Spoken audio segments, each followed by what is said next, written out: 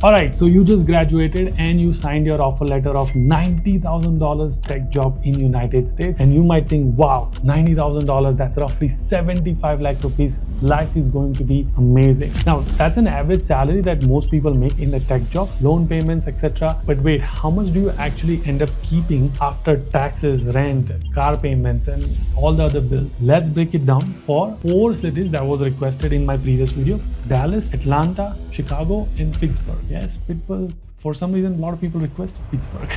Alright, if you're new to this channel, my name is Yudi, and on this channel, we talk about everything related to studying in United States, working in United States, and settling in United States as an immigrant. So if you are in this journey, consider subscribing. It doesn't cost you any money, but it inspires me to make meaningful content for you. Alright, let's start with monthly income. So again, without any taxes, $90,000, which will be roughly $7,500 per month without any taxes, right? Without any taxes, without any expenses. Now, let's start with taxes because you do have to file taxes. So, federal tax is going to be roughly $1,125 per month, regardless of which city you are from. So, all the cities will get the same amount. State tax is slightly different. Now, Atlanta, Georgia is going to be roughly $420 per month. Chicago, Illinois is going to be roughly $375 per month. Pittsburgh is actually lower. State tax is going to be $270 per month. And Dallas, good news, there is no state income tax, so it's going to be $0 per month. But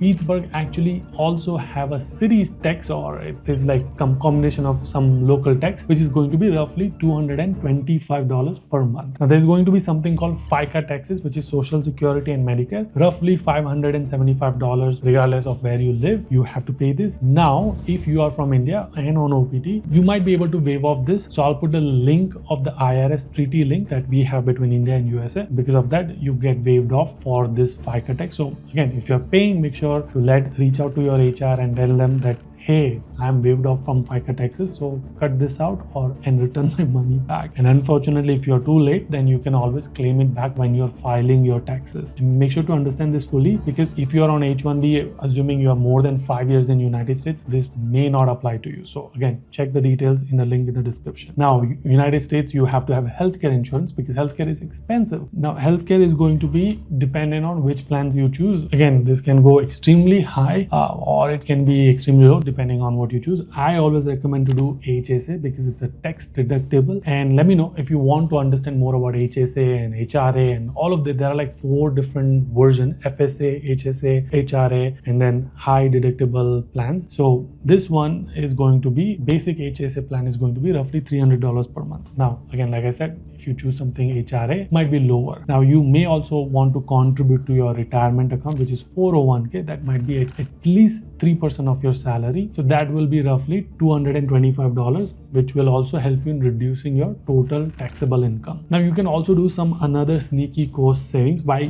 when you start sending money to India. I've been sending money to India for like past 8 years, and I've lost several of thousands of dollars in transaction fees and lower conversion rates using platforms like Zoom, Wisely, Remitly, and so on. But last year, I found Probo Money, and I've literally already saved like $1,000+ because they have no fees whatsoever. Best conversion rates, close to Google conversion rate. Don't believe me? Check for yourself. Secure transaction. They will give you refund if something goes wrong. And because you are my audience, you'll also get $25 Amazon gift card once you complete $500 in the transfer. Make sure to use my special link. This will be in the description. I highly recommend them. I've been partnering them for last few months. I've been personally sending money to India using Probo Money from last 1 year. So again, I highly recommend. Check the link in the description. And Probo Money, thank you for sponsoring this video. All right, let's get back to expenses, cost of living. Now, since you have just graduated, I am assuming you are going to live frugally to pay off your loans, build some savings, etc. But I'll still give you the range if you don't end up living frugally. So for rent, Dallas, if you end up having roommates,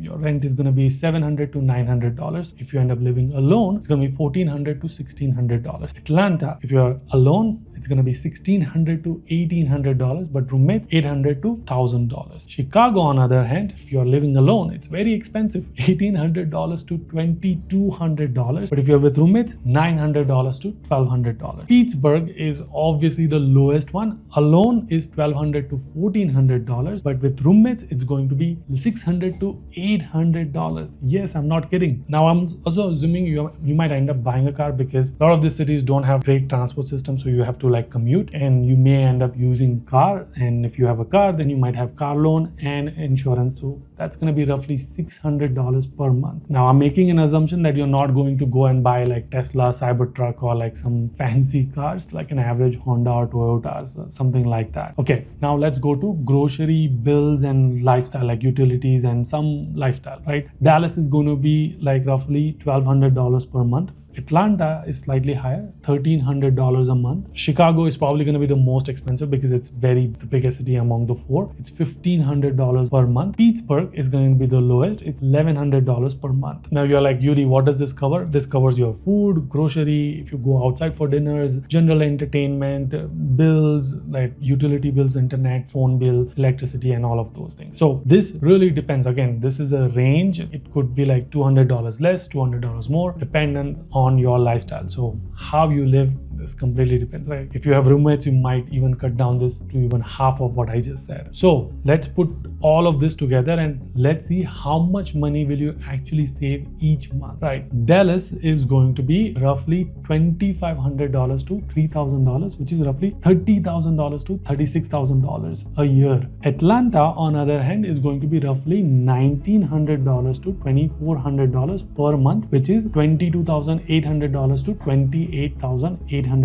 per year. Chicago, on the other hand, is going to be roughly $1,500 to $2,000 per month, and that is roughly $18,000 to $24,000 per year. That is the lowest one if you think about the ranking.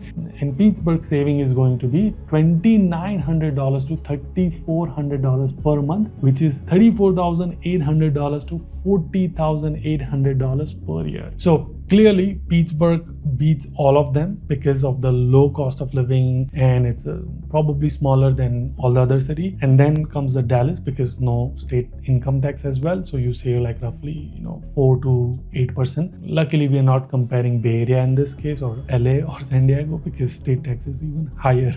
But let's wait because there might be education loan. So if you have an education loan, assuming you do monthly payment might be roughly $500 to $1,000. So please deduct that as well from your total savings amount. So that could be anywhere from $6,000 to $12,000 depending on what is your monthly payment for EMI for loan payment. Now I do want to let you know that Chicago has amazing public transit. So you might end up saving that $600 per month because you may not need a car. And of course, if you're in Chicago, which means you'll most likely jump the jobs quickly after 2 years, maybe you'll end up making like 120, 130 very quickly compared to other cities. Just saying. Here are some of my personal finance tips to you. Again, I've been living in the United States for more than 11 years, and I hope I can teach you a thing or two about personal finance. Number one is if you can try to live closer to your work, this is going to help you drastically cut commuting costs and even eating out costs. Which brings me to another point, which is trying to cook at home. Meal planning, meal preparation is going to be very, very helpful because your grocery is going to be $300 to $500 versus if you start eating outside, your one meal is probably going to be like $20 to $30. So again, choice is yours. Another thing that I really encourage is to learn about 401k and HSA.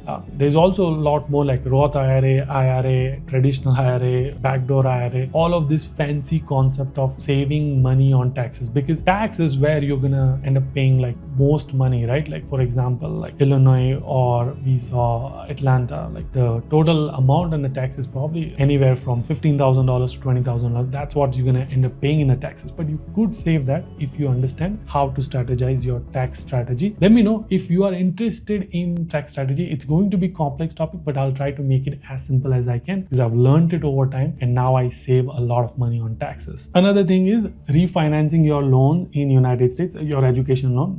Again, I've made a detailed video on this topic of why you should do it, how you should do it. You will save $5,000 to $15,000 instantly. So make sure to check that link in the description of the previous video that I've made. Okay, if you have a student loan which has an interest rate of more than 10%, highly recommend please pay off that student loan first before you start investing money. You know, I get it. The excitement of like investing that money into stocks or like index funds and so on and so forth, it's exciting. You can see that account growing, but you have to be really strategic about this. If your loan interest rate is 10% or higher, your rate of return is not going to be higher if you invest that into index funds or stocks, because on an average, you're going to make roughly 8 to 10% if you invest in like average in the index funds or mutual funds. So understand, so investing that money plus you will have to pay capital gain tax on that versus paying off your loan is going to be higher rate of return. So make sure you pay off your high interest rate loan first before you start investing. Another common mistake that I've seen in students is they don't have emergency fund. They start utilizing the money and they start paying off all the loan. Great, I get it, but start at least saving 3 to 6 months of your cost of living. So let's say if the cost of living is $2,000, at least have $6,000 to $12,000 in between that amount, because if in case you are laid off, in case you have to take a medical leave or whatever happened, you have money to survive and you are not in that stress or panic zone. Hopefully this video helps you and gives you a better understanding of how much money you have to make and how much money you will actually end up having with you. Let me know which cities would you like me to break down next in the comment section. And please know that personal finance isn't just about salary, it's about making smart choices every single day. I'll continue to share more tips on growing your wealth, managing your money, and living the best life. Please let me know if you're interested in this topic, and don't forget to check Robo Money. Regardless if you're sending money to your family or sending money to pay off your loan, every single dollar is helpful when you're paying off that loan. So check out Robo Money, link in the description. Until then, keep smiling and keep hustling. You gotta hustle every single day.